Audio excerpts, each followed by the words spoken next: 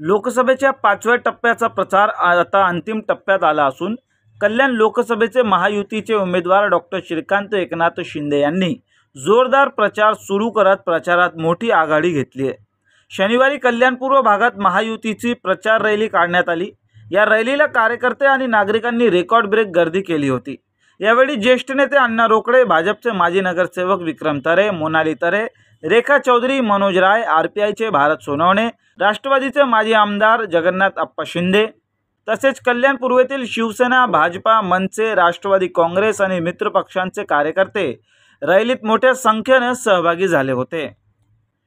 यात महिलांची संख्या लक्षणीय होती, तर ठिकठिकाणी डॉक्टर श्रीकांत शिंदे यांचे मोठ्या उत्साहात स्वागत करण्यात आले असून जेसीबीतून फुलांचा वर्षाव आणि फटाक्यांची आतिषबाजी करण्यात आली। तसेच शिवसेनेचे कल्याण पूर्व शहर प्रमुख महेश गायकवाड यांच्या कार्यालयासमोर जेसीबीतून फुलांचं वर्षाव करत रॅलीचे जोरदार स्वागत करण्यात आलं।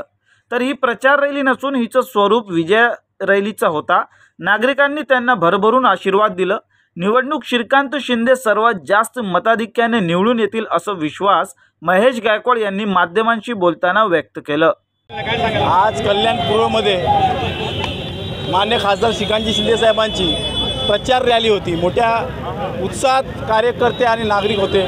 पण मी या ठिकाणी आवर्जून सांगेन की ही प्रचार रॅली नसून हिचं स्वरूप हे विजय रॅलीचं होतं। त्या नागरिकांनी कल्याण पूर्वेच्या भरभरून त्याला आशीर्वाद दिले आणि ही विजय रॅलीच्या स्वरूपात निर्माण झालेली ही विजय रॅली होती। मी आपल्या सगळ्यांना सांगू इच्छितो की येणाऱ्या निवडणुकीमध्ये मान्य खासदार श्रीकांतजी शिंदे साहेब महाराष्ट्रामध्ये अव्वल मतांनी जे असतील असं त्यांचं या देशामध्ये त्यांचं नाव नोंदलं जाईल।